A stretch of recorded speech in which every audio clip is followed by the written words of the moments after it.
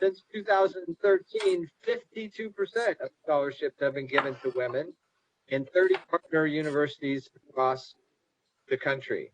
This is no small feat, and as educating women in any society is the first step towards economic and social independence.